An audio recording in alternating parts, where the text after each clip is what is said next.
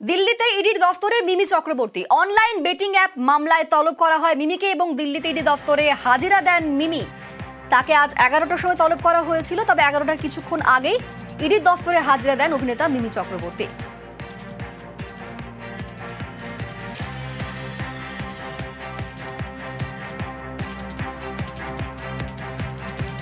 আমাদের সঙ্গে এই মুহূর্তে রয়েছেন প্রতিনিধি মৈত্রী।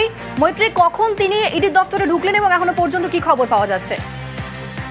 দেখো, মিমি চক্রবর্তীকে অনলাইন বেটিং অ্যাপের মামলায় তাকে তলব করা হয়েছে আজ বেলা 11টার সময় এবং 11টা বাজার কিছু আগেই 11:40-45 নাগাদ মিমি চক্রবর্তী তিনি তার আইনজীবীর সঙ্গে এসে পৌঁছান ইডি সদর দপ্তরে এবং সেখানেই তিনি প্রয়োজনীয় ফর্মালিটিস করে ইতিমধ্যেই তিনি ভেতরে চলে গিয়েছেন এবং সেখানে জিজ্ঞাসাবাদ শুরু হবে।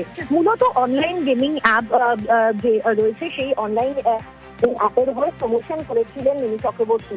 ফলে সেখানে যারা তদন্তকারীরা রয়েছেন তারা দেখতে চাইছেন যে এই যে প্রমোশন মিমি চক্রবর্তী করেছিলেন তার টাকা কোথা থেকে তারা পেয়েছিলেন এবং কিভাবে সেই অ্যাকাউন্টে টাকা এসেছিল এবং তিনি জানতেন কিনা যে এই ধরনের কোনো বেটিং চক্রের সঙ্গে বেটিং এই গোটা বিষয়টি করছে কিনা এবং তাদের সঙ্গে যে ভারতের যে বেটিং ব্যান সেই বিষয় সম্পর্কে তাদের ধারণা ছিল কিনা, কি কন্ট্রাক্ট হয়েছিল, এই সমস্ত বিষয় কিন্তু আজকের তাকে জিজ্ঞাসাবাদে তার থেকে জানতে চাওয়া হবে বলে আমরা এখনো পর্যন্ত জানতে পারছি।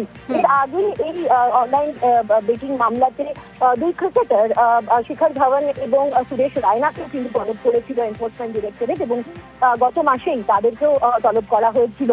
এবং এখনো পর্যন্ত যেটা জানা যাচ্ছে বাংলার আরো একজন অভিনেতা অঙ্কুশ, তাকেও কিন্তু এই মামলাতেই তলব করা হয়েছে এবং আরেক অভিনেত্রী উর্বশী রটেলাকেও আগামীকাল তলব করা হয়েছে এই অনলাইন বেটিং মামলাতেই। বেশ, ধন্যবাদ মৈত্রী।